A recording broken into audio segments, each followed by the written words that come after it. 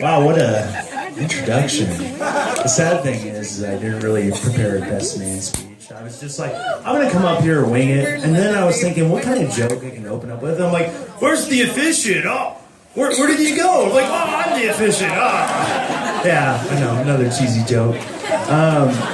No, I was just so taken back by everyone's response. Thank you. I thank you for the love that you have for my brother and for my new big sister. I'm just so blessed, and I'm just so full. My heart is full.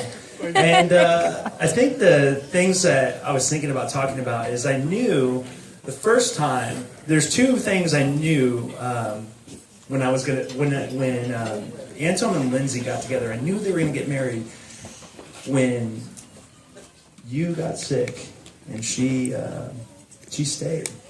She stayed, and she said, I love you, and I'm going to stay no matter what. And the second thing I knew, I mean, I already said that, but the second thing I knew, as soon as they got that dog, Griffin, it was a wrap.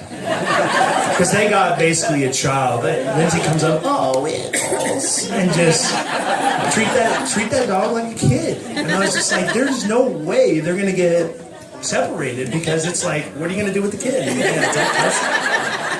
It's not going to happen. I just don't see it happening. You got to raise that dog in a good home. So I just knew. Oh, you hear me? Okay. I just knew. I was like, there's no way they're going to do the whole divorce thing and joint custody. It's just a mess. I said everything I needed to say, but I think my big wisdom to you guys, especially you two, if I could give any, is dream big. Dream big. You guys are so dynamic. You're so on the opposite end of the spectrum, but together you guys are just an incredible force. Dream big. My favorite memory with my older brother is when we would watch that movie, Angels in the Outfield. Oh, great movie. But the one, and thinking about it, just about choked me up, was at the end of the movie, they said, do you think it can happen? Like, the little kid's like, it can happen. It can happen. Whatever it is you guys put your minds to, it can happen. It can happen.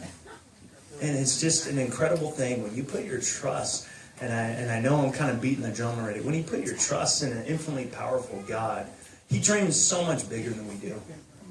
It's like my prayer for you guys, my prayer for my life and for your life is that, God, give me the dreams that you dream for my life, because you dream so much bigger than mine. I do. I want to dream the way you drew. I want to dream your dreams, because you're infinite. I can't even fathom that. Isn't that incredible? That the God of the universe loves us, each and one of us, like that, and loves you like that. There's a famous saying I learned in philosophy class by Faust. There's no such thing as coincidence, only the illusion of coincidence. This is a match right here. I'm just so thankful for you. Dream big.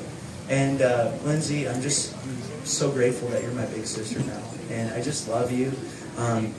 The other thing I kept thinking, this is my last part, is that when you're a pastor of a wedding and you're officiating, and you see that bride walking towards you, you're seeing a totally different view of the wedding.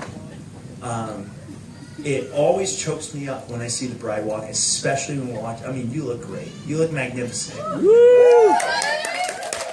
And the thing that I find so beautiful about it is not just because how beautiful you are, but that's a symbol of how we look like when we walk towards God. It's that beautiful, ornate, ravishing, that God looks at us and says, I can't wait to get my arms around you. I love you so much. I want to run down the aisle and wrap my arms around you.